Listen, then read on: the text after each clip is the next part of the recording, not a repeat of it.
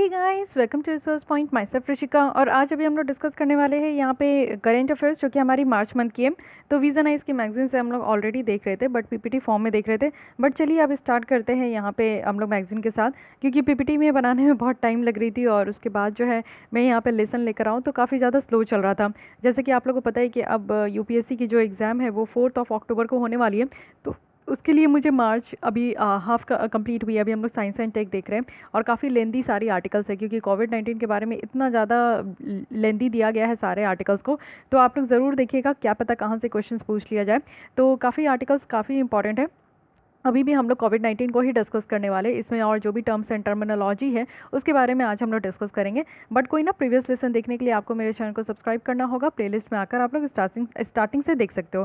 तो आइए पहले देख लेते हैं कि हम लोग क्या क्या यहाँ पे कंप्लीट कर चुके हैं। पॉलिटी कंप्लीट हो गई, इंटरनेशनल रिलेशन, इकॉनमी कंप्लीट हो गई है, साथ ही यहाँ पे साइंस एंड टेक अभी हम लोग देख रहे हैं, और इन्वायरमेंट भी कंप्लीट हो गई है। ठीक है, तो यहाँ पे सिक्योरिटी बची हुई है। और हम लोग साइंस एंड टेक में यहाँ पे स्टेप्स, क्या क्या स्टेप्स लिया गया है इंडिया के द्वारा, जो कि इस तरीके के आउटब्रेक को वो यहाँ पे डील कर सके। तो यहाँ तक हम लोग पूरी तरीके से डिस्कस कर चुके हैं।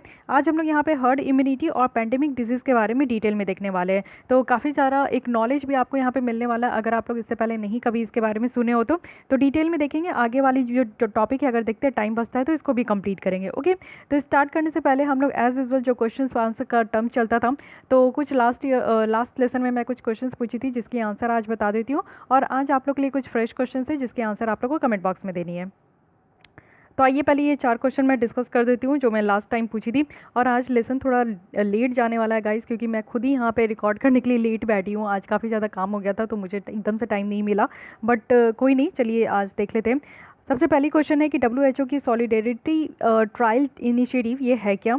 सेकेंड, आपको बतानी है कि कौन सी 2 इंस्टीट्यूट है जहाँ पे कोविड-19 वैक्सीन डेवलपमेंट प्रोसेस चल रहा है। थर्ड, आपको बतानी है कि प्लाज्मा थेरेपी क्या है। और फोर्थ, बतानी है कि कौन से तरीके की वैक्सीन है जो कि मिजल्स रुबेला के केस में, ट्यूबरक्लोसिस, रोटा वायरस और यहाँ पे ओरल पोलियो या फिर येलो फीवर के केस में आपका दिया जाता है। तो आइए जल्दी से इसकी आंसर भी देख लेते हैं। सॉलिडेटरी, अगर हम लोग यहाँ पे इनिशिएटिव के बारे में बात करें तो ये एक इंटरनेशनल क्लिनिकल ट्रायल किया जा रहा है, वो भी इफेक्टिव ट्रीटमेंट के लिए।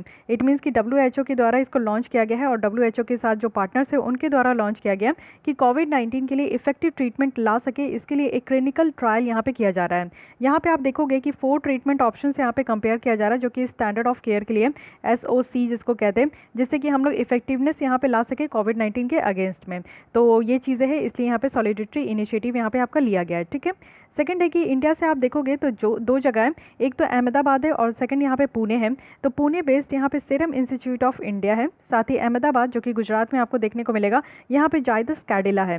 तो ये दोनों याद रखिएगा। यहाँ पे आपकी वैक्सीन का यहाँ पे आपका बनने का यहाँ पे प्रोसेस चल रहा है। प्लाज्मा थेरेपी की बात करूँ तो प्लाज्मा थेरेपी क्या होता है कि जैसे कोई भी यहाँ पे कोविड-19 के पेशेंट हैं, वो अगर रिकवर हो जाते हैं तो उनके बॉडी में क्या होता है कि रिकवर हो गया है तो यानी कि उनके बॉडी में इम्यून सिस्टम स्ट्रांग हो जाती है। इट मीन्स कि उनके बॉडी में जो आपकी इम्यूनिटी है वो तो बूस्टअप हो गई है।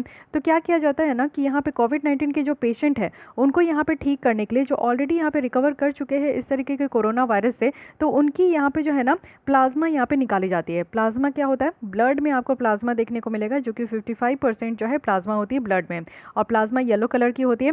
तो प्लाज्मा निकाला जाता है और जो यहाँ पे सफ़र कर रहे हैं कोरोना वायरस से, उनके बॉडी में ये आपका जो है डाला जाता है।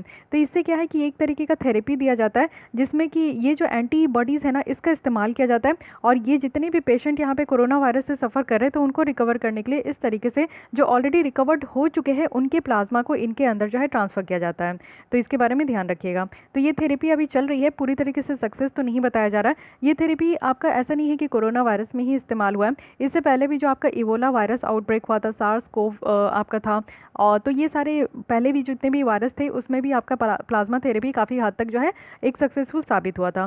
तो इसलिए अभी भी इसी को हम लोग इस प्रोसेस को फिर से इसको रिज्यूम करके इसी को प्रैक्टिस कर रहे हैं। फोर्थ यहाँ पे है कि अगर हम लोग देखें यहाँ पे ट्यूबरक्लोसिस हो गया, या मिजल्स रुबेला, या फिर आपका पोलियो हो गया, येलो फीवर हो गया, तो यहाँ पे हम लोग जो टाइप ऑफ वैक्सीन यहाँ पे देते हैं वो लाइव एटेन्यूटेड वायरस देते हैं। लाइव एटेन्यूटेड वायरस क्या करती है ना कि जिसके कारण डिजीज़ होती है उस जर्म्स को ये वीक कर देती है। ठीक है, तो ये आप लोग ध्यान रखिएगा। अब आइए, आज के लिए आपके पास 3 ही क्वेश्चन है, क्योंकि ज़्यादा क्वेश्चन पूछने के लिए था नहीं, क्योंकि लास्ट लेसन में हम लोग क्या पढ़े थे, ट्रीटमेंट देखे थे कि किस तरीके से हम लोग ठीक कर सकते हैं। तो उसमें मैं क्या ही पूछूँ, सारे स्टेप्स क्या क्या गवर्नमेंट के द्वारा लिए गए। तो सॉरी। तो इसमें मैं क्या ही पूछूँ समझ में नहीं आ रहा था, बट फिर भी कुछ कुछ क्वेश्चन है जिसका आंसर आप लोग को देना चाहिए। सबसे पहले यहाँ पे आपकी बुक पब्लिश की गई है, तो यहाँ पे आपको बताना कि किसके द्वारा किया गया है। कॉमिक बुक है किड्स वायु एंड कोरोना। तो ये एक करेक्ट आपको इन्फॉर्मेशन देगी कोविड-19 के बारे में। तो यहाँ पे हिंट देने के लिए मैं बता देती हूँ कि ये कोई ना कोई मिनिस्ट्री है, मिनिस्ट्री के द्वारा जो है ये बच्चों के लिए कॉमिक बुक यहाँ पे आपका पब्लिश किया गया है, जिससे कि एक सही अच्छा खासा इन्फॉर्मेशन बच्चों को होना चाहिए। क्योंकि आगे आने वाले डेज़ में जो है आप लोग को पता है कि ये एक बहुत ही ज़्यादा इम्पॉर्टेंट टर्म्स हो जाएगा उनके लिए। एक तो मुझे लगता है कि एनसीईआरटी के बुक्स में और भी जितने भी पब्लिकेशन के बुक्स है बच्चों के बुक्स में जो है हिस्ट्री में भी एक चैप्टर आ जाएगी कि हिस्ट्री में बहुत अच्छे तरीके से वो लोग पढ़ेंगे कि 21st सेंचुरी में कोरोना का कहर। और साइंस एंड टेक में तो उन लोगों को पढ़ना ही है, बायोलॉजी के बुक में आ जाएगी, है कि नहीं। तो इस तरीके से बच्चों को बहुत ज़्यादा पढ़ने की ज़रूरत है। तो कॉमिक बुक बच्चे बहुत ज़्यादा पढ़ते हैं, तो इसलिए यहाँ पे इस तरीके से दिया गया है कि बच्चों को इन्फॉर्मेशन होना चाहिए, क्योंकि आगे चल के तो उनको यही सारी चीज़ें ज़्यादा कुछ टैकल करना होगा, ज़्यादा कुछ पढ़ना होगा। वो हम लोग की हिस्ट्री बैठ के पढ़ेंगे कि क्या हुआ था, किस तरीके से इतना भयावह सिचुएशन हो गई थी। तो ये सारी बात है। अब यहाँ पे सेकंड क्वेश्चन है कि यूमनोग्लोब्यूलिन्स। तो यूमनोग्लोब्यूलिन्स ये है क्या, ये बताना है। इसमें ऑल इंडिया रेडियो अगर आप लोग सुनते होंगे AIR, तो उसमें भी इसके बारे में काफ़ी अच्छा जिक्र बताया गया है। तो अभी आप लोग पहले आंसर दे दीजिए, फिर उसके बाद मैं नेक्स्ट लेसन जब लूँगी तो इसके बारे में मैं डिटेल बता दूँगी। समाधान चैलेंज है क्या, ये भी आपको बताना है, क्योंकि ये भी एक आपका स्टेप्स लिया गया है गवर्नमेंट के द्वारा कि किस तरीके से इस आउटब्रेक को टैकल किया जाए। तो व्हाट इज़ समाधान चैलेंज, इसके बारे में आपको पता होना चाहिए। चलिए अब हम लोग आते हैं सीधे आर्टिकल पे। तो चलिए स्टार्ट करते हैं हर्ड इम्यूनिटी के बारे में। तो ये बहुत ही अच्छी कंसेप्ट थी, इसके बारे में आपको पता होना चाहिए। न्यूज़ में क्यों था पहले ये समझिए। नेचुरल जो हर्ड इम्यूनिटी है वो पहले समटाइम्स ये एडवोकेट किया गया था किसके द्वारा, तो यूके गवर्नमेंट के द्वारा, और एक स्ट्रैटेजी थी जो कि कोविड-19 पैंडेमिक में इसको देखने को मिला है। तो अब ये इस्तेमाल किया गया है, तो इसके बारे में आप लोगों को पता होना चाहिए। इसके बारे में आपका इवोल्यूशंस हो चुका है, इसके बारे में आपकी बातें हो चुकी है, तो you should know the detail concept. So concept में आए तो ये एक इनडायरेक्ट प्रोटेक्शन है। इट मीन्स कि जो हमारे इन्फेक्शियस डिजीज़ है, इस तरीके से वायरस से जो इन्फेक्शन हो रही है और ये जो डिजीज़ हो रही है, इसके लिए एक इनडायरेक्ट प्रोटेक्शन है। डायरेक्ट प्रोटेक्शन नहीं है, एक तरीके का इनडायरेक्ट प्रोटेक्शन है। ये कब होता है, जब कोई भी पीपल्स जो है, आप लोग देखोगे कि कोई भी यहाँ पे पॉपुलेशन यानी ये नंबर ऑफ पीपल्स जो है वो इम्यून है, यानी कि उनकी इम्यून सिस्टम यहाँ पे स्ट्रॉन्ग है, यानी कि उनके अंदर एक इम्यूनिटी एक अच्छी तरीके से है, या तो वैक्सीनेशन के थ्रू है या इम्यूनिटी जो आपका डेवलप हुआ है प्रीवियस इन्फेक्शन। इस तरीके का कोरोना वायरस से कोई और इंसान जो पहले के, मान लीजिए कि जीका वायरस है, इबोला वायरस है, तो इससे भी जो लोग इन्फेक्ट हुए थे और वो फिर रिकवर हो गए, तो यानी कि उनके अंदर भी इम्यूनिटी सिस्टम जो है आपकी बूस्ट होगी, तभी तो वो इस तरीके के वायरस से लड़ पाए और वो जो है वापस से रिकवर हो पाए। तो इस तरीके के पॉपुलेशंस में ये होता है, ठीक है। तो वैक्सीनेटेड और जो इम्यून पीपल्स है ना, वो यहाँ पे एक एक्ट करते हैं बफर जैसा, और बफर जैसा किसके बीच एक्ट करते हैं, तो एक तरफ आपको वो इन्फेक्टेड पीपल्स देखने को मिलेंगे, यानी कि इस तरीके के कोरोना वायरस से जूझ रहे हैं, और एक पीपल्स जो कि आज तक वैक्सीनेट नहीं किए हैं, यानी कि उनको जो है अभी तक कोई भी तरीके का वैक्सीन नहीं मिला है। देखिए मैं एक कॉमन यहाँ पे डिफरेंस बताना चाहती हूँ कि what is the difference between vaccination and medicine. ये कभी कभी ये टर्म जो है ना आपको क्लियर होना चाहिए। मेडिसिन हम लोग कब लेते हैं, जब हम लोग को शॉर्ट टर्म कोई भी प्रॉब्लम होती है या फिर कोई ऐसी डिजीज़ जो कि हम लोग को कभी क्योर नहीं हो सकता, मेडिसिन हम लोग लेते हैं शॉर्ट टर्म रिलीफ के लिए। जैसे कि मान लीजिए कि आपको कोल्ड एंड कफ हो गई, या फिर कोई भी आप लोग जैसे एक्ने की ट्रीटमेंट करा रहे हो, या फिर किसी भी ट्रीटमेंट करा रहे हो, डायबिटीज़ हो या फिर आप लोग थायराइड हो, कोई भी प्रॉब्लम हो, तो आप लोग क्या लेते हो, मेडिसिन लेते हो। लेकिन वैक्सीन कब हम लोग लेते हैं, वैक्सीन हम लोग तब लेते हैं ना जब हमारे बॉडी में कोई भी तरीके का वायरस या तो आ चुका है, या तो वो वायरस हमारे बॉडी में ना आए कभी भी हमारे पूरे होल लाइफ में, तो उस केस में हम लोग यहाँ पे वैक्सीन लेते हैं। जैसे कि कोरोना वायरस के लिए मेडिसिन डेवलप करने की बात नहीं कर रहे, हम लोग वैक्सीन डेवलप करने की बात कर रहे हैं। इट मीन्स कि अगर मुझे यहाँ पे कोरोना वायरस हो जाता है तो मुझे वैक्सीन लेना है, जिससे कि ये वायरस वापस से मेरे बॉडी में ना आए, ठीक है। जैसे कि पोलियो का जो है ना वैक्सीन दिया जाता है, वैक्सीनेशन कहते हैं। क्यों, क्योंकि वायरस जो पोलियो का वायरस है ना वो कभी भी किसी को अटैक ना करे, तो इसीलिए यहाँ पे पोलियो की जो है वैक्सीनेशन कहते हैं। और जब बच्चे जब जन्म लेते हैं तो उस समय भी आप लोग को पता है कि बहुत तरीके की वैक्सीनेशन देनी होती है। हेपेटाइटिस बी की भी वैक्सीन लगती है बच्चों को, तो वो क्यों देते, क्योंकि आपको कभी भी होल लाइफ ना हेपेटाइटिस बी की बीमारी ना हो, क्योंकि ये सारी बीमारी ना आपकी जान ले लेगी, ऐसी वाली बीमारी होती है, ठीक है। और सडन जान लेती है, ऐसा नहीं है कि बहुत लंबे समय तक खींचता है, नहीं, सडन लेती है। तो इस केस में अगर आप लोग चाहते हो कि वो बीमारी आपको वापस से ना हो और इस वैक्सीन लेने से वो बीमारी ख़त्म भी हो जाती है और वापस से रिपीट ना हो, उस केस में हम लोग वैक्सीन लेते हैं। अदरवाइज शॉर्ट टर्म अगर हम लोग को रिलीफ लेना है, शॉर्ट टर्म किसी बीमारी को ख़त्म करनी है, तो उसके लिए हम लोग मेडिसिन लेते हैं। Okay, clear. तो यहाँ पे जो वैक्सीनेटेड और जो इम्यून पीपल्स हैं वो यहाँ पे एक बफर क्रिएट करते हैं। किसके बीच में बफर जैसा एक्ट करते हैं? तो एक लोग जिनको कि ये कोरोना से इन्फेक्ट हो चुके हैं और दूसरी तरफ जिन्होंने अभी तक कोई भी वैक्सीन नहीं ली है और in whom the vaccine does not trigger immunity. यानी कि ऐसा भी तो होता है ना कि किसी किसी लोगों को वैक्सीन दिया जाता है तो वो उनकी इम्यूनिटी को बूस्ट नहीं कर पाते हैं, इतना ज़्यादा स्लो डाउन होता है, इतना ज़्यादा किसी किसी पर्सन में इम्यूनिटी वीक होती है कि वैक्सीन से भी वो जो है ना यहाँ पे उनका ठीक नहीं हो पाता। तो ये एक तरीके का बफर है, यानी कि डिफरेंट पर्सन में डिफरेंट टाइप का यहाँ पे देखने को मिला है। एक बार ये हर्ड इम्यूनिटी इस्टेब्लिश हो जाता है फॉर ए वाइल, कुछ समय के लिए, तो जो इस डिजीज़ की एबिलिटी है ना कि वो स्प्रेड हो, तो वो कहीं ना कहीं हिंडर्ड हो जाती है और या तो ये एलिमिनेट भी हो जाती है, या तो कम होती है, या तो ये ख़त्म ही हो जाती है। यानी कि एक बार अगर आप लोग ने हर्ड इम्यूनिटी को इस्टेब्लिश कर लिया अपने बॉडी में, तो इससे क्या होगा ना कि ये डिजीज़ जो और आपसे आप अगर किसी और चीज़ को छूते हैं तो वहाँ पे कोरोना वायरस है, किसी और के कांटेक्ट में नहीं आना, तो ये स्प्रेड जो है होना कम हो जाएगा, या तो ये पूरी तरीके से स्प्रेड होना बंद ही हो जाएगा। ये दो काम इसमें देखा गया है हर्ड इम्यूनिटी में। मास वैक्सीनेशन अगर हम लोग देखें तो ये काफ़ी ज़्यादा हाईली सक्सेसफुल है, जिसमें कि हर्ड इम्यूनिटी जो आपकी होती है बहुत सारे डिजीज़ेस के लिए, उसको इंड्यूस किया गया है, प्रोटेक्ट किया गया है वो सारी चीज़ों को जो कि अनेबल है, यानी कि वो अपनी इम्यूनिटी को बिल्डअप नहीं कर पा रहे, तो उस तरीके के लोगों को भी प्रोटेक्ट किया जाता है। जैसे कि कुछ लोग होते हैं जिनमें कि इम्यून डिफिशियंसी भी होती है, कुछ लोग होते हैं जिनकी कि इम्यून सिस्टम जो है बहुत ज़्यादा वीक होती है और वो एक तरीके का डिफिशियंसी है, या फिर इम्यून सिस्टम जो कि यहाँ पे सप्रेस किया जाता है कोई भी मेडिकल रीजंस के कारण भी जो है ना इम्यूनिटी वीक हो जाती है, तो वैसे लोगों को भी यहाँ पे प्रोटेक्ट किया जाएगा हर्ड इम्यूनिटी से। ठीक है, हर्ड इम्यूनिटी जो रिकॉग्नाइज किया जाता है ये नेचुरली अकरिंग फेनोमेना है और 1930s में ऐसा कहा गया था जब उस समय मिजल्स आउटब्रेक हुई थी। तो मिजल्स आउटब्रेक टाइम पे भी ऐसा कहा गया था कि हर्ड इम्यूनिटी जो है ना ये नेचुरली अकरिंग फेनोमेना है, ये आपका किसी सारे डिजीज़ पे ये अप्लाई नहीं हो सकता है, लेकिन बस उसी में होगा जो कि कंटाजियस है, बहुत तेज़ी से आपकी स्प्रेड होती है और ये जो आपका ट्रांसमिट हो सकती है वन इंडिविजुअल से दूसरे इंडिविजुअल में, अगर ये ट्रांसफ़र होती है तो इसमें ये अप्लाई हो सकती है। जैसे आप लोग देखो कि टेटनस है फॉर एग्जांपल, ये इन्फेक्शियस है बट ये कंटाजियस नहीं है, तो ये हर्ड इम्यूनिटी इसमें अप्लाई नहीं होगी। ठीक है, मान लीजिए कि आपको टेटनस हो गया तो आपके थ्रू जो है आप मुझे टच करोगे तो मुझे तो ये बीमारी नहीं होगी, तो इट मीन्स कि इसमें हर्ड इम्यूनिटी आपका अप्लाई नहीं होगा। हर्ड इम्यूनिटी उसी में अप्लाई होगा जो कि कंटाजियस है, जो कि एक पर्सन से दूसरे पर्सन में ट्रांसफ़र हो रही है। अब यहाँ पे देखिए हर्ड इम्यूनिटी में, तो इससे आप लोग बेटर समझ पाओगे। मान लीजिए ये ट्रांसमिशन हो रहा है, सस्टेन ट्रांसमिशन है, तो ये ट्रांसमिटिंग केस है, इनको जो है इस तरीके की बीमारी हो चुकी है, तो ये जब दूसरे के कांटेक्ट में जाएंगे तो सस्पेक्ट किया जाएगा कि हाँ इनको भी ये बीमारी जो है लग रही है। फिर कुछ दिन के बाद इनको पता चलेगा कि ये ट्रांसमिटिंग केस है, यानी कि इनसे जो है इनमें आ गई, अब ये जो है ना ये ट्रांसमिटिंग केस बन चुके हैं। फिर कुछ समय के बाद ये किसी और के कॉन्टैक्ट में जाएंगे तो पता चलेगा कि वो सस्पेक्ट हो चुके हैं, यानी कि ऐसा है कि उनको भी कुछ दिन के बाद जो है इस वायरस के सिम्टम्स देखने को मिलेगी। तो इस तरीके से जो है हमारा ट्रांसमिशन जो है वो चलते जाता है, अगर कोई भी तरीके के वायरस जो है अगर किसी के बॉडी में इंटर हो जाती है। लेकिन यहाँ पे आप देखोगे कि हर्ड इम्यूनिटी से ये आपका ट्रांसमिशन टर्मिनेट होगा। तो कैसे होगा? मान लीजिए कि ये ट्रांसमिटिंग केस है, एक आपका इंसान है जिसको कि यहाँ पे ट्रांसमिट हो रहा है, उसके बाद क्या हुआ कि ये हर्ड इम्यूनिटी, इन्होंने इस तरीके का जो है हर्ड इम्यूनिटी अप्लाई करी और उसके बाद इनकी इम्यूनिटी बूस्ट हो गई। इनकी इम्यूनिटी अगर जैसे ही बूस्ट हो जाती है तो ये दूसरे लोग के जैसे ही कॉन्टैक्ट में आएंगे तो उसके बाद क्या होगा ना कि ये इनडायरेक्टली जो दूसरे लोग हैं ना वो प्रोटेक्ट हो जाएंगे, क्योंकि ये लोग के तो यहाँ पर इम्यूनिटी बूस्ट हो गई। अब जिसकी भी इम्यूनिटी बूस्ट हो गई तो आज नहीं तो कल वो वायरस से लड़ के जो है ना वो उससे रिकवर ज़रूर कर जाएंगे।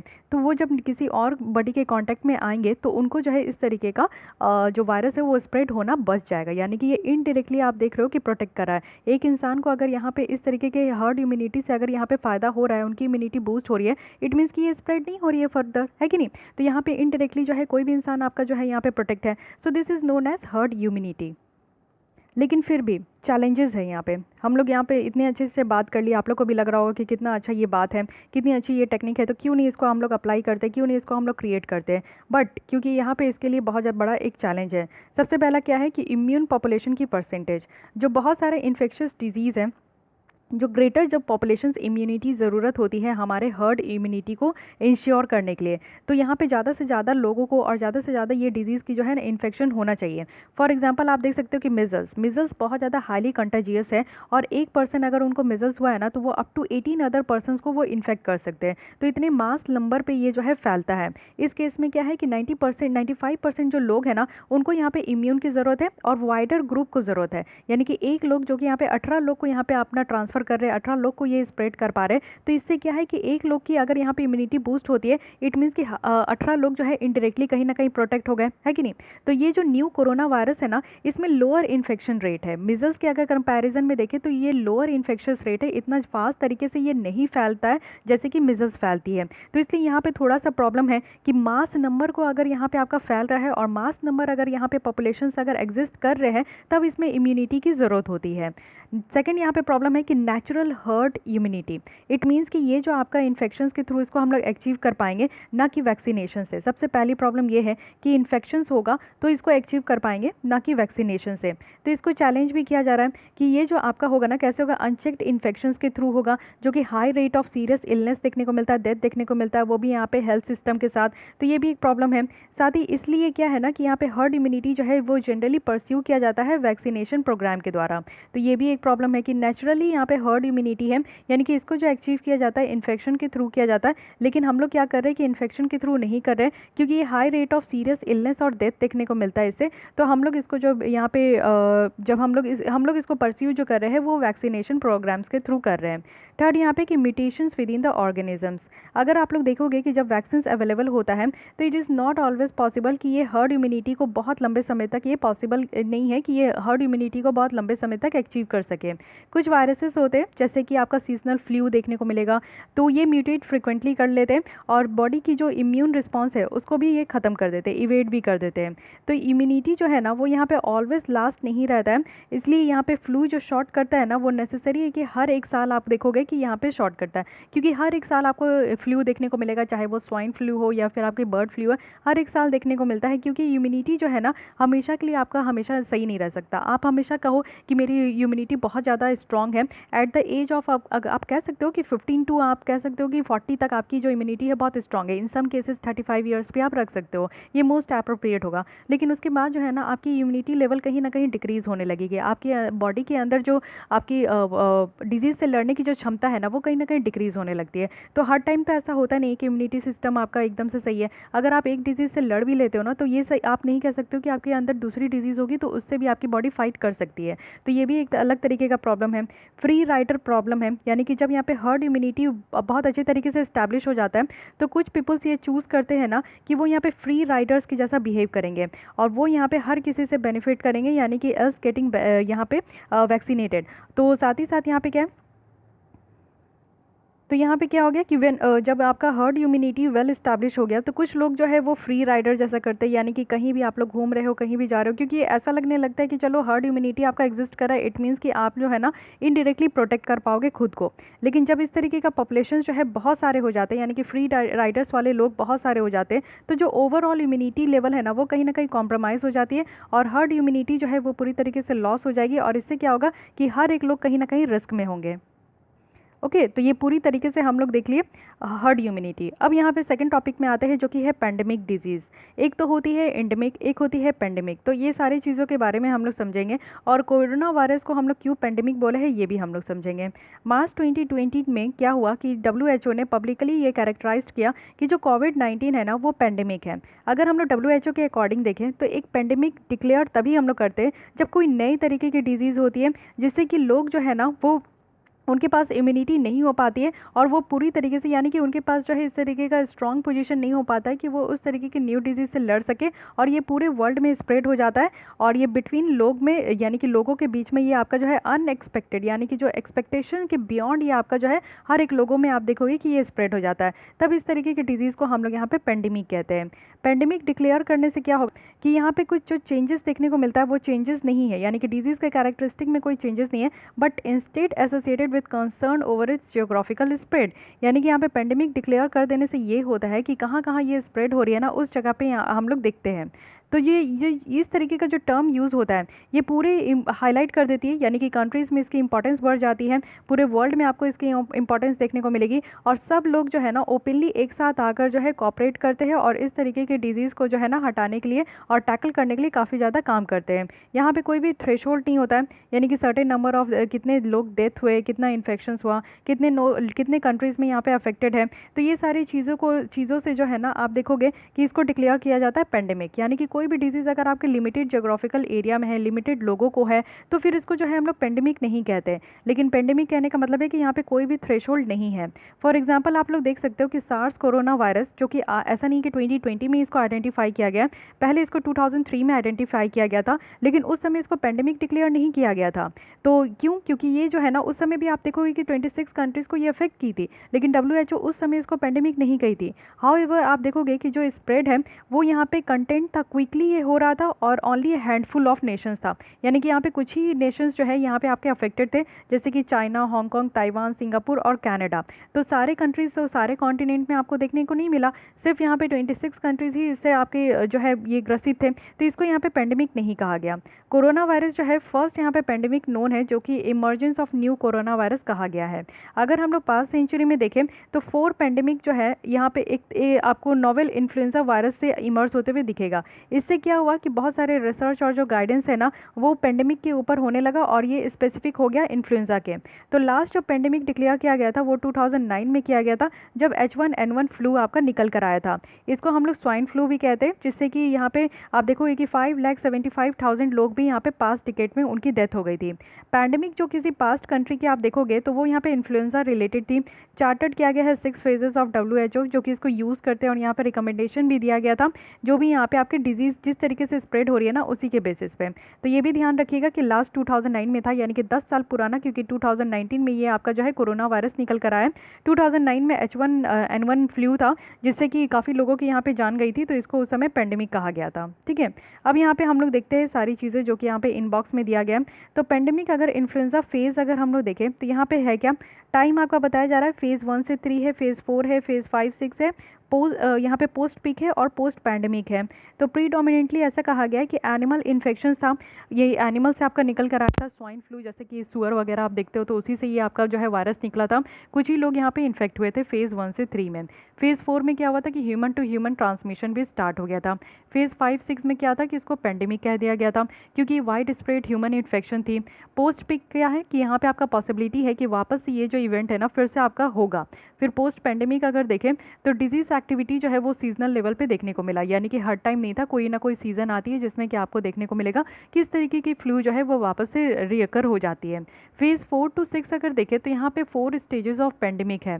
स्टेज 1 में क्या है कि इंपॉर्टेंट केसेस है जो कि आपका इन्वॉल्व है, जिसमें कि कोई लोग जो है वो ट्रैवल किए हैं वायरस को लेकर, और वायरस को लेकर अगर वो ट्रैवल किए हैं तो फॉरेन कंट्रीज़ को हिट किए, फॉरेन कंट्रीज़ में रहकर वो जब वापस अपने कंट्री में आए तो वहाँ पे हिट किए। जैसे कि मैं अभी इंडिया में रह रही हूँ, उसके बाद मुझे काम करना है और मैं चले गई कनाडा, तो कनाडा गई, उसके बाद मुझे ये वायरस ऑलरेडी यहाँ पे इंडिया से ही है, लेकिन कनाडा गई, कनाडा जाके वहाँ पर मैं 1 हफ्ते रही, फिर वापस इंडिया आई, तो यानी कि वहाँ पर भी कनाडा में भी कुछ भी लोगों को मैं इन्फेक्ट करी हूँ, फिर वापस आके अपने जितने भी मेरे इन्वायरमेंट है उसको मैं इन्फेक्ट करी हूँ। तो इस तरीके से इंपॉर्टेंट केसेस आपको देखने को मिलेगा स्टेजेस 1 में, जो कि आपका कोरोना वायरस में भी किया गया है।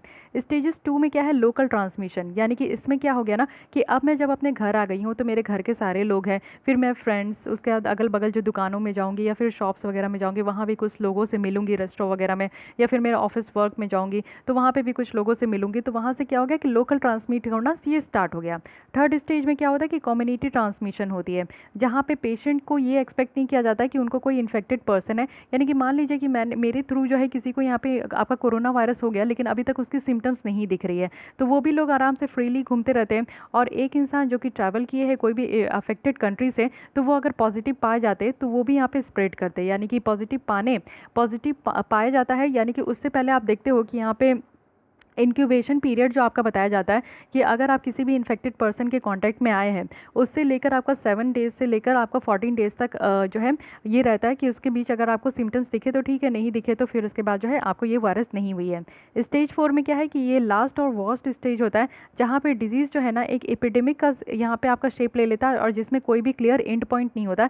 ये नहीं पता होता है कि क्या, कब और कहाँ ये एंड होगा। जैसे अभी भी कोरोना वायरस की जो इस तरीके की आपकी जो आप देख सकते हो केसेस हैं, हर एक दिन अब 10,000 तक का केस यहाँ पे बढ़ते जा रहा है। तो समझ में नहीं आ रहा कि किस तरीके से और कब ये ख़त्म होगा और कहाँ जाके ये रुकेगा, है कि नहीं।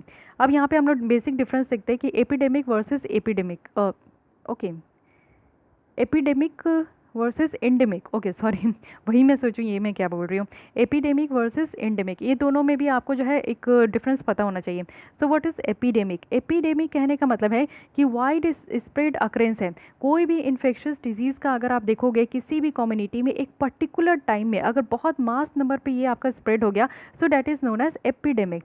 एंडेमिक कहने का मतलब है कि एक रेगुलर फाउंड डिजीज़, और उसी डिजीज़ में जहाँ पे एक पर्टिकुलर लोग रहते हैं और एक सर्टेन एरिया है। जैसे कि आप लोग एंडेमिक स्पीसीज़ भी देखते हैं, कुछ जो वेस्टर्न घाट की स्पीसीज़ है तो वो वहीं पे बस पाई जा रही है, केरल वाले ही रीजन में, आपके केरल में कोई नेशनल पार्क है बस वहीं पे वो पाई जाती है, तो उसको हम लोग एंडेमिक कहते हैं। यानी कि सर्टेन प्लेस में ही आपका वहाँ पे सर्टेन लोगों को ही अगर इस तरीके की डिजीज़ हो रही है, so that is known as endemic. But epidemic कहने का मतलब है कि एक वाइड स्प्रेड में आपका वो इन्फेक्शन आपका डिजीज़ आप स्प्रेड हुआ है और बहुत मास नंबर ऑफ लोगों को अपने चपेट में ले लिया है और पर्टिकुलर टाइम में। ओके, एपिडेमिक में अगर हम लोग सेकंड पॉइंट देखें तो इसमें क्या है कि कॉजेज अ सिग्निफिकेंट डैमेज, यानी कि जो भी लिविंग ऑर्गेनिजम्स हैं उनको काफ़ी अच्छा खासा डैमेज हुआ है, वो भी शॉर्ट पीरियड ऑफ टाइम में। लेकिन एंडेमिक में अगर हम लोग देखें तो यहाँ पे सर्टेन रीजन और पॉपुलेशंस को यहाँ पे प्रिवलेंट है। एपिडेमिक में देखें तो रेट ऑफ जो इन्फेक्शन है ना वो बहुत ज़्यादा तेज़ी से इंक्रीज़ हो रहा है। एंडेमिक में आप देखोगे कि तो रेट ऑफ इन्फेक्शन ये कांस्टेंट होता है, क्योंकि एक सर्टेन जगह पे ही आपको देखने को मिलेगा, एक सर्टेन लोग को ही यहाँ पे होता है, तो ये जो इन्फेक्शन है ना ये जल्दी स्प्रेड नहीं होता है जैसा कि एपिडेमिक में हम लोग देखते हैं। एपिडेमिक के आप लोग कह सकते हो कि H1N1 तो अभी हम लोग देखें, स्मॉल पॉक्स भी हो गया, ब्लैक प्लेग भी हो गया, ये सारी है। वही अगर एंडेमिक में देखें तो ये मलेरिया है, ट्यूबरक्लोसिस है, चिकन पॉक्स है, तो ये सारी बीमारी भी आप लोग देखते हो कि ये बढ़ता है, लेकिन इसमें क्या है ना कि ये एंडेमिक है क्योंकि एक सर्टेन जगह पे ही ये आपका होता है। ओके, तो ये आपको डिफरेंस पता होना चाहिए, विच इज़ वेरी इंपॉर्टेंट। अब आते हैं यहाँ पे एक और पॉइंट है, public health emergency of international concern, इसके बारे में पता होना चाहिए। पहले आप देखोगे कि जनवरी 2020 में जो WHO है वो यहाँ पे डिक्लेयर किया गया था उनके द्वारा कोविड-19 आउटब्रेक, और ये ऐसा कहा गया था कि public health emergency of international concern है। ये एक फॉर्मल डिक्लेरेशन है जो कि international health regulation emergency committee के द्वारा ये दिया गया था, जो कि WHO के एक्स्ट्रा ऑर्डिनरी इवेंट है जो कि डिटरमाइन किया गया था, जिसमें एक पब्लिक हेल्थ रिस्क को बनाया गया था, वो भी अदर स्टेट में, और ये इंटरनेशनल जो स्प्रेड हो रहा है डिजीज़ को उसी को देखते हुए। साथ ही ये आपका किसी भी इन्फेक्शियस डिजीज़ से कन्फाइन नहीं है, लेकिन यहाँ पे आप देखोगे कि इमरजेंसी को भी कवर किया गया है जो कि केमिकल एजेंट से हो रहा है या फिर रेडियो न्यूक्लियर मटेरियल से हो रही है। तो ये चीज़ें आप लोग को ध्यान रखनी है, इसके बारे में भी ध्यान रखना है, ये WHO के द्वारा ही इस तरीके का ऑर्गेनाइजेशन के बारे में बताया गया है। फिर यहाँ पे अगर हम लोग 2005 की जो इंटरनेशनल हेल्थ रेगुलेशन है उसके तहत देखें तो स्टेट में जो है ना एक लीगल ड्यूटी है कि वो कैसे यहाँ पे रिस्पॉन्ड करे इसको लेकर। इमरजेंसी कमेटी है जो कि IHR यानी कि इंटरनेशनल हेल्थ रेगुलेशन के अंदर इसको आपका डेवलप किया गया था, और ये सार्स आउटब्रेक जो 2002 में 3 में हुई थी उसको भी ये देख रही थी, यानी कि ये कमेटी। PHEIC डिक्लेरेशन अगर हम लोग देखें तो 2000 में यहाँ पे 2009 में देखने को मिला, जब 6 यहाँ पे PHEIC डिक्लेरेशन हुई थी। 2009 में H1N1 यहाँ पे स्वाइन फ्लू पैंडेमिक थी। 2014 में हम लोग जो है ना पोलियो डिक्लेरेशन किए थे। 2014 का आउटब्रेक था इबोला का, वो भी वेस्टर्न अफ्रीका में। 2015 में यहाँ पे 16 जीका वायरस एपिडेमिक थी। ऑनगोइंग जो 2018 यहाँ पे आपका 20 कीवू इबोला पेंडेमिक देखने को मिला, एपिडेमिक देखने को मिला, और ऑनगोइंग यहाँ पे कोरोना वायरस पेंडेमिक है। तो ये अब तक का डिक्लेरेशन इनके द्वारा किया गया है, तो इसको भी आप लोग को ध्यान में रखना है। जो रिकमेंडेशन है वो टेम्परेरी होता है, और यहाँ पे रिव्यू करना होता है, हर एक मंथ की स्टोरी यहाँ पे देखने को होती है कि कितने लोग इससे सफ़र करे, कितने लोगों को यहाँ पे डेथ हुआ है, कितने लार्ज नंबर ऑफ लोग जो है इससे सस्पेक्टेड है, सिम्टम्स कितने लोगों को दिखा है, किस तरीके का ट्रीटमेंट मिला है, कितने लोग इससे रिकवर हुए, कैसे रिकवर हुए हैं, किस एज के लोग यहाँ पे रिकवर हो रहे हैं, रेशियो जो यहाँ पे नंबर ऑफ डेथ का है वो किस आपके एज के लोगों को ज़्यादा हो रहा है। तो ये सारी यहाँ पे जो है यहाँ पे आपका रिव्यू किया जाता है हर एक मंथ में, ठीक है, एवरी 3 मंथ्स में। ओके, तो ये भी ध्यान रखिएगा, हर एक 3 मंथ में यहाँ पे जो है आपका जो रिव्यू किया जाता है। अब आते हैं नेक्स्ट आर्टिकल भी देख लेते हैं, one health. So one health कहने का मतलब क्या है वो देख लेते हैं। ये भी कहीं ना कहीं आपका कोविड-19 को ही लेकर है, जो कि हम लोग देख रहे हैं कि काफ़ी ज़्यादा यहाँ पे फोकस बढ़ते जा रहा है वर्ल्ड में, वो भी वन हेल्थ अप्रोच को लेकर। और किस लिए, तो कोविड-19 के टर्म्स में ही यहाँ पे देखा जा रहा है। तो कंसेप्ट को देखते हैं कि क्या है ये जो टर्म है वन हेल्थ। ये ऐसा तो नहीं कि पहली बार इस्तेमाल हो रहा है, पहली बार ये 2003-4 में आपका यूज़ किया गया था। और ये जो इमरजेंस था यानी कि सेवियर एक्यूट रेस्पिरेटरी डिजीज़ जो सार्स ये निकल कर आया था, उसी के टाइम पे ये वन हेल्थ सिस्टम निकल कर आई थी। साथ ही साथ जो है उसके बाद आपका क्या था, एवियन इन्फ्लुएंजा, आप देखोगे H5N1, तो इसके भी स्प्रेड से था। और एक स्ट्रैटेजीज यहाँ पे गोल दिया गया था जिसको कि यहाँ पे मनहट्टन प्रिंसिपल कहा जाता है। सो मनहट्टन प्रिंसिपल है क्या, इसके बारे में भी देख लेते हैं। ये जो आपका डिराइव किया गया था, ये वाइल्ड लाइफ कंजर्वेशन सोसाइटी जो 2004 की थी, उसी की मीटिंग के दौरान इसको डिराइव किया गया था, जो कि क्लियरली रिकॉग्नाइज करे कि क्या लिंक है ह्यूमन और एनिमल हेल्थ के बीच में, और किस तरीके से थ्रेट है इस डिजीज़ को लेकर, जो कि फूड सप्लाईज से होती है और इकोनॉमीज में यहाँ पे होती है। साथ ही यहाँ पे आपका 12 सेट्स ऑफ प्रिंसिपल दिया गया था, जो कि वाइटल स्टेप है कि कैसे हम लोग क्रिटिकल इंपॉर्टेंस को यहाँ पे रिकॉग्नाइज करें और सारे लोग जो है यहाँ पे कोलैबोरेट करें, क्रॉस डिसिप्लिनरी यहाँ पे अप्रोच लेकर आए, जिससे कि ये जो डिजीज़ जो इमर्ज हो रही है उसको रिस्पॉन्ड कर सके। पर्टिकुलरली आप देखोगे जो इंक्लूजन है वाइल्ड लाइफ हेल्थ का, तो ये एसेंशियल कॉम्पोनेंट है global disease prevention, surveillance, control and mitigation का। ओके, अब आते हैं वन हेल्थ के अगेन यहाँ पे कॉन्सेप्ट के ऊपर। तो ये एक कोलैबोरेटिव, मल्टी सेक्टोरल और ट्रांस डिसिप्लिनरी अप्रोच है, जो कि यहाँ पे लोकल, रीजनल, नेशनल और ग्लोबल लेवल पे काम करती है। यहाँ पे गोल जो है वो यहाँ पे ऑप्टिमल जो हेल्थ आउटकम्स है उसको अचीव करने के लिए, और जो इंटरकनेक्शन है लोगों के बीच में, एनिमल्स, प्लांट के बीच में और जो इन्वायरमेंट के बीच में, उसको यहाँ पे रिकॉग्नाइज करना है। अब यहाँ पे पहले आप लोग देखिए इस फिगर को, वन हेल्थ का, तो इससे आप लोग बेटर समझ पाओगे। वन हेल्थ में किसके किसकी हेल्थ के बारे में बात किया जा रहा है, हम जैसे ह्यूमन बींग की हेल्थ के बारे में बात किया जा रहा है, एनिमल के हेल्थ के बारे में बात किया जा रहा है, और जो हमारी इन्वायरमेंट है उनके हेल्थ के बारे में बात किया जा रहा है। तो इन तीनों के हेल्थ जो है ना एक दूसरे से आपकी कहीं ना कहीं को रिलेट है, तो इन तीनों के हेल्थ को मिलाकर हम लोग वन हेल्थ का बात कर रहे हैं। ह्यूमन हेल्थ में अगर हम लोग बात करें तो यहाँ पे रेजिलियंस है, एडेप्टेशन है इंडिविजुअल एंड कम्युनिटी वेलबींग के लिए। एनिमल हेल्थ की बात करें तो यहाँ पे है subsistence, food safety and sustainability, stable, healthy and wild life population. Environmental health की बात करें तो safe air, water, plant based food and shelter, sanitation. तो ये इतनी सारी कंपोनेंट है, तो इसको भी आप लोग को ध्यान रखना है।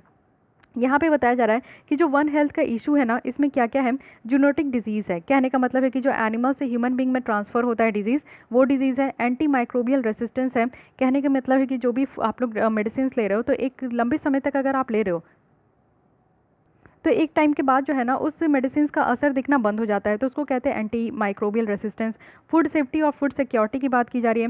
वेक्टर बॉर्न डिजीजेस है, इन्वायरमेंटल कंटामिनेशन है, यानी कि कहने का मतलब है कि पानी गंदे होते जा रहे हैं, हवा गंदी होती जा रही है, हमारी मिट्टी की फर्टिलिटी कम होती जा रही है, तो ये सारी चीज़ इन्वायरमेंटल कंटामिनेशन है।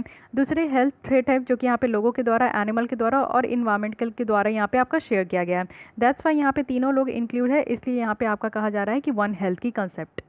तो यहाँ पे रेलिवेंस अगर हम लोग वन हेल्थ का देखें तो रिसेंट टाइम में बहुत सारे फैक्टर्स है जो कि यहाँ पे उनका चेंज इंटरैक्शन देखने को मिला लोगों, एनिमल और प्लांट्स और इन्वायरमेंट के बीच में। और इससे क्या हुआ ना कि बहुत सारे जो एंडेमिक डिजीज़ेज़ है और जो जोनोटिक डिजीज़ है वो बढ़ने लगी।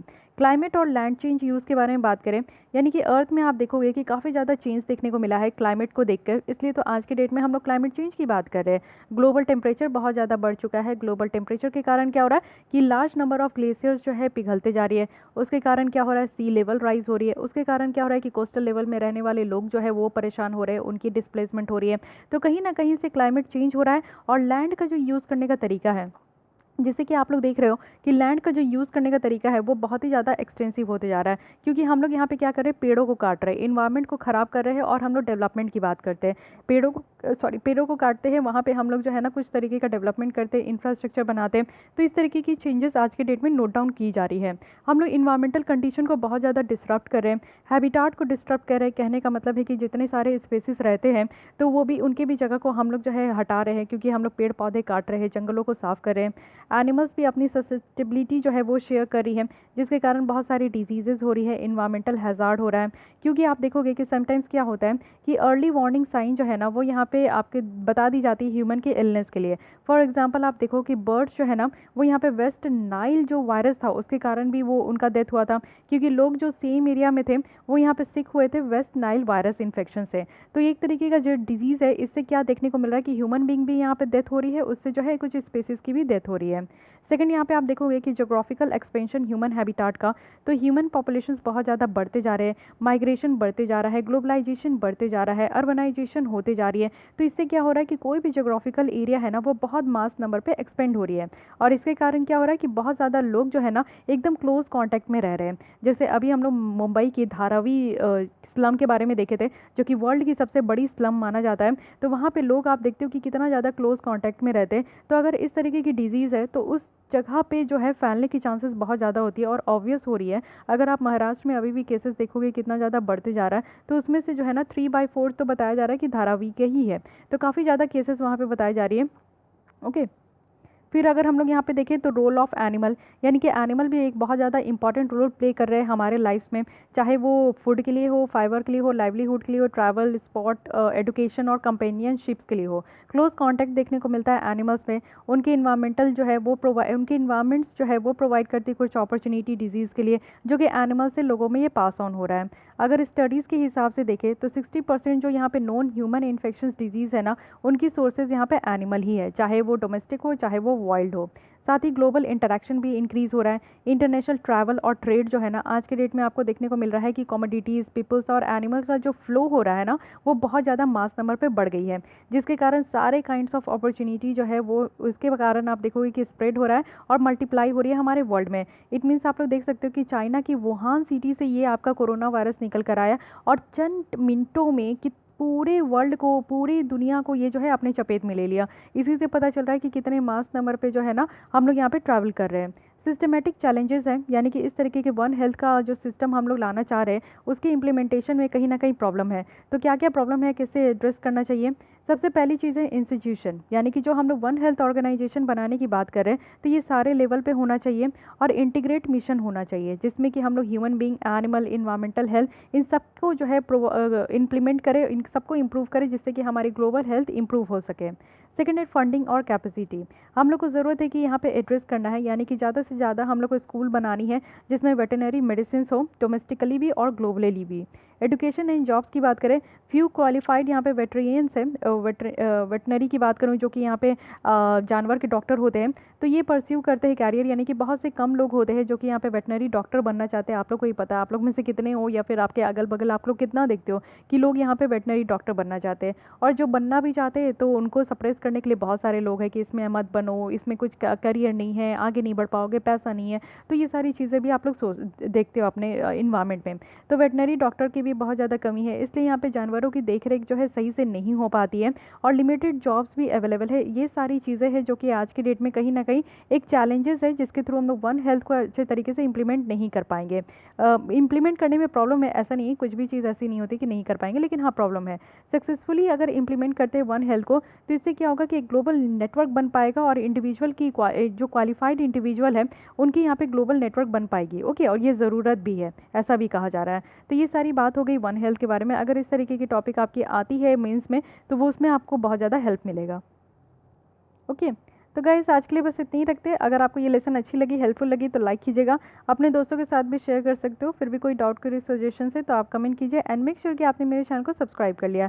मोर लेसन्स देखने के लिए आपको मेरे टेलीग्राम चैनल को ज्वाइन करना होगा जो कि रिसोर्स पॉइंट के नाम से, और साथ ही साथ आप लोग सब्सक्राइब करके प्लेलिस्ट में भी आके देख सकते हो, आपको सारी लेसन्स वहीं पर अवेलेबल होगी। सो आज के लिए बस इतनी, थैंक यू।